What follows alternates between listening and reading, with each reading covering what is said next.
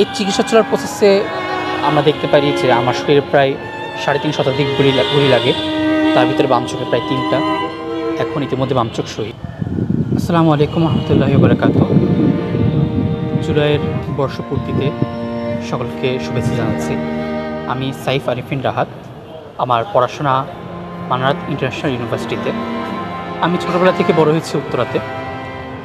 আমার আন্দোলন যেভাবে শুরু, ১৬ তারিখ রাজু ভাস্কর্যে যখন ছাত্রলীগের সন্ত্রাসীরা আমার ভাই বোনদের গায়ে হাত তুলে আমার আপুদেরকে রক্তাক্ত করে, তখন আর আমাদের পক্ষ থেকে চুপ থাকাটা সম্ভব হচ্ছিল না। এর মাঝে আবু সাইদ ভাই, ওয়াসিম ভাই, শান্ত ভাই শহীদ হলো। ১৭ তারিখ ভিসি চত্বরে গায়েবানা জানাজা নামাজ ছিল, কফিন মিছিল ছিল। আমি সর্বপ্রথম সেখানে অংশগ্রহণ করি। সেই দিন পুলিশ আমার সামনে টিয়ারশেল মারে। টিয়ারশেলের ধোঁয়া পুরোটাই আমাকে ঘিরে ফেলে, আমার নাক মুখ সব দিকে টিয়ারশেল ধোয়া যায়। সেদিন অনেক অসুস্থ হয়ে পড়ি। বাসায় আসার পর আমার আম্মুকে বলি যে আম্মু তুমি আমাকে গোসল করে দাও, আমি এতটা অসুস্থ হয়ে গিয়েছিলাম। সেদিন রাতে আমাদের কাছে ইনফরমেশন আসে যে ছাত্রলীগ উত্তরায় আন্দোলনকারীদের উপর প্রায় ২০০-৩০০ জন রামদা নিয়ে হামলা করবে। এই ঘটনা শোনার পর থেকে আমার কানেকশনে যতজন ছিল, আমার ফ্রেন্ড, আমার সিনিয়র ভাই, আমার জুনিয়ররা, ১৮ কোট আন্দোলনে যারা নেতৃত্ব দিয়েছিল উত্তরায়, তাদের সাথে যোগাযোগ করা শুরু করি, তাদেরকে কারেক্ট করতে শুরু করি। পরবর্তীতে ১৮ তারিখ সকালে আমরা 10টার দিকে বিএনএ সেন্টারে উপস্থিত হয়ে দেখি যেখানে ছাত্রলীগের হামলা করার কথা, সেখানে পুলিশ বলে মনে হয় ভুল হবে, হানাদার পুলিশ আমাদের উপর হামলা চালায়। একদিকে আমরা নিরস্ত্র, আমাদের হাতে কিছু নেই, শুধুমাত্র ইট। অন্যদিকে পুলিশ শটগান দিয়ে গুলি করছে, সাউন্ড গ্রেনেড মারছে, টিয়ারশেল মারছে, গাড়িও আমাদের উপর চালিয়ে দিচ্ছে। এক পর্যায়ে আমরা লাল লাল ব্যারিকেড, টিন ভেঙে সামনে আগাই। একজন সামনে টিন ধরছে, পিছন থেকে একজন ইট মারছে। এভাবে চলতে থাকে। আমাদের অনেক ভাই আহত হয়, কয়েকজনের মাঝে শহীদও হয়। এক ফাঁকে পুরো ময়দান খালি হয়ে গিয়েছিল। টায়ার পড়ার কারণে ধোয়া ছিল, টিয়ারশেলের কারণে ধোয়া ছিল, সবাই দূর দূরান্তে চলে গিয়েছিল। ওই সময় আমি দেখেছি পুলিশ থানার ভিতরে গিয়ে আরেকটা হামলার প্রস্তুতি নিচ্ছে। তখন আমি সবাইকে ডাকতে থাকি যে চলেন আমরা থানা ঘেরাও করি। তো আমার ডাক শুনে আশপাশ থেকে যারা ছিল তারা আগাচ্ছিল। এই সময় এক ভাই এসে বলে যে ভাই চলেন আপনি আর আমি আগাই। পরে আমরা থানার মেইন রোড টপ গিয়ে লাল ব্যারিকেড নিয়ে আমরা অবস্থান নিই। এই সময় পুলিশ আমাকে তাক করে কয়েক রাউন্ড গুলি করে।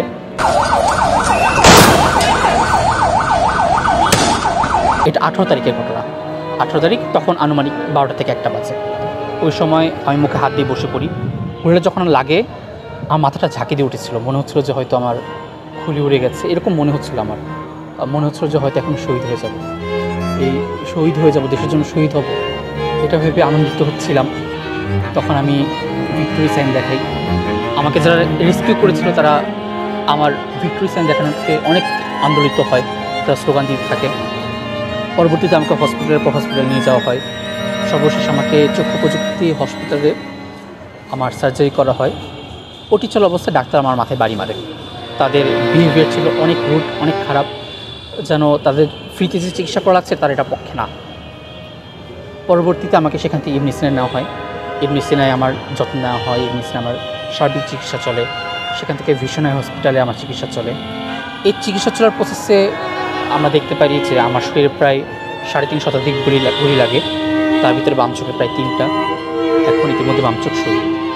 যখন হসপিটালে ছিলাম ওই সময়টায় ১৮ তারিখ রাত থেকে পুলিশ লাগাতার আমার বাসায় যাওয়া শুরু করেছে।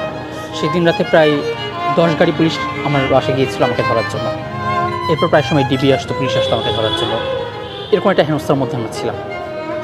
পরবর্তীতে ২৮ তারিখে আমার হসপিটাল থেকে রিলিজ হয়। কোথায় যাব, কী করবো, কোনো কিছু ঠিক ছিল না। পরবর্তীতে ধানমন্ডির পাশে আমার বন্ধুর বাসায় আমি ছিলাম ৫ তারিখ পর্যন্ত। পরে ৫ তারিখে তো আমাদের স্বপ্ন পূরণ হলো, আমাদের রক্ত আল্লাহ বৃথা যেতে দেয় নাই। একটি বিষয় তো সত্য, আমাদের বাক স্বাধীনতা চলে এসেছে। আগে যেখানে কিছু বলা যেত না এখন বলা যায়। এখন উপদেষ্টাদেরকে জবাবদিহিতায় আনা যায়, তাদেরকে ক্রিটিসাইজ করা যায়, যেটাকে করা যেত না। বলতে গেলে আমার কাছে মনে খালি এটাই পেয়েছি এর সাথে আরও কিছু অ্যাড হওয়ার মতো, যেরকম পয়লা বৈশাখের উদযাপন, ঈদের উদযাপন, যেটা আগে এতটা উৎসবমুখর ছিল না, এখন সেগুলো উৎসবমুখর হয়েছে।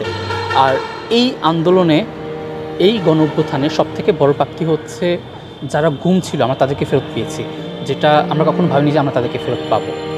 এর মাঝেও অনেক কিছু আছে যা কষ্ট দেয়। এই যে জুলাই আন্দোলন, নাকি বৈষম্য বিরোধী ছাত্র আন্দোলন, নাকি গণ অভ্যুত্থান, নাকি বিপ্লব, আসলে নাম কি? সরকার এখনও পর্যন্ত এর কোনো নামকরণ করেছে কি না। যারা মুক্তিযুদ্ধ করেছে আমরা তাদেরকে মুক্তিযোদ্ধা বলি, আমাদেরকে কেউ জুলাই যোদ্ধা বলে, কেউ গাজী বলে, কেউ আহত বলে, কেউ বীর বলে, কিন্তু এক্স্যাক্টলি আমাদের উপাধিটা কী? মুক্তিযোদ্ধাদেরও তো তার কিছু ক্রাইটেরিয়া ছিল, বীর উত্তম, বীর প্রতীক। জুলাই যোদ্ধাদেরটা কই? 1 বছর হয়ে যাচ্ছে। গণহত্যাকারীদের, খুনিদের একজনের তো আমরা বিচার দেখলাম না, কাউকে তো আমরা ফাঁসিতে ঝুলতে দেখলাম না। পুলিশ যারা গণহত্যা চালিয়েছে তাদেরকে তো আমরা ফাঁসিতে ঝুলতে দেখলাম না, কিন্তু তাদেরকে শুধুমাত্র ট্রান্সফার করা হচ্ছে, সাসপেন্ডও করা হচ্ছে না, শুধুমাত্র ট্রান্সফার করা হচ্ছে। এটি তাদের শাস্তি। রক্তের বদলা কই? রক্তের বিচার কই? এই গণহত্যার বিচার কই? উপদেষ্টা পরিষদ তারা কি, এই সরকার তারা কি রক্ত দেখে নাই? এই সরকার হচ্ছে জুলাই সরকার, জুলাই হয়েছে দেখেই সরকার হয়েছে। তাদের তো জুলাই নিয়ে বেশি কনসাস থাকার কথা ছিল, কিন্তু তারাই জুলাই নিয়ে এত উদাসীন। এটা তো আমাদের সেফটির কারণে, এটা তো আমাদের কাছে মনে হয় যে তারা হয়তো কোনো না কোনো ভয় অথবা টাকার কাছে হয়তো বিক্রি হয়ে গেছে। সরকার তার কথা দিয়ে কথা রাখতে পারেনি। এর থেকেও বড় প্রশ্ন হচ্ছে জুলাই সনদটা কী, জুলাই সনদে কী কী থাকবে, জুলাই সনদটা কারা করছে, এই বিষয়ে কোনো স্পষ্ট বয়ান নেই কেন? সবার আগে এই প্রশ্নটা আসা দরকার। জুলাই সনদ দিতে তারা বাধ্য। তারা জুলাই সনদ না দেয়, আমরা প্রয়োজন আরেকটা জুলাই করবো। সামনে জুলাই আসছে, আগে স্লোগান ছিল এরকম যে আসছে এবার ফাগুন, আমরা হবো দ্বিগুণ, এবার আর আমরা দ্বিগুণ হবো, এবার আমরা 10 গুণ হবো। সরকার কী সহযোগিতা করছে? কিছুই তো করে নেই। সরকারের কী সহযোগিতা আমরা পেয়েছি? এখনও সরকারি অধিদপ্তরে আমি যখন চক্ষু প্রযুক্তি হসপিটালে গিয়েছিলাম জাস্ট সাজেশনের জন্য যে তারা আমাকে অনুমতিটা দিবে, তারা আমাকে অনুমতি দেয় নাই। এটা সমস্যা না, তারা আমাকে অনুমতি দেয় নাই। সমস্যা হচ্ছে তারা আমাকে সম্বোধন করছে গানশটের রোগী বলে। এটা সম্বোধন সরকারি হসপিটালে? তারা তো আমাদেরকে পর্যন্ত সম্মানই করে নেই। আর অর্থনৈতিক অনেকে পেয়েছে, আমি এখন পাইনি অর্থনৈতিক সহযোগিতা। জুলাই ফাউন্ডেশন থেকে পেয়েছি, কিন্তু জুলাই ফাউন্ডেশনকে কেউ বলছে প্রাইভেট, কেউ বলছে সরকারি। তাদের নিজেদেরই বয়ান ঠিক নেই। ছাত্র শিবির থেকে প্রায় আমাকে 8 লাখ টাকা নিয়ে থাইল্যান্ডে নিয়ে যায়, এখানে বেশ একটা খরচ হয়, কিন্তু এর আগেও আমার পারিবারিকভাবেও বেশ বড় একটা অ্যামাউন্ট খরচ যায়, প্রায় এটা 5 লাখের উপরে হবে। গণহত্যার সাথে যারা জড়িত ছিল, যেসব স্পটে গণহত্যা হয়েছে ওইসব স্পটে সেই থানায় যতজন পুলিশ চার্জে ছিল, ওই এলাকার ছাত্রলীগ, আওয়ামী লীগ, যুবলীগের যে নেতারা ছিল, অলরেডি যাদেরকে গ্রেফতার করা হয়েছে, যাদেরকে গ্রেফতার করা হয় নাই, সবার খুবই দ্রুত ফাঁসি হওয়া উচিত। এখনও এই 11 মাসে যুদ্ধ হয় নাই।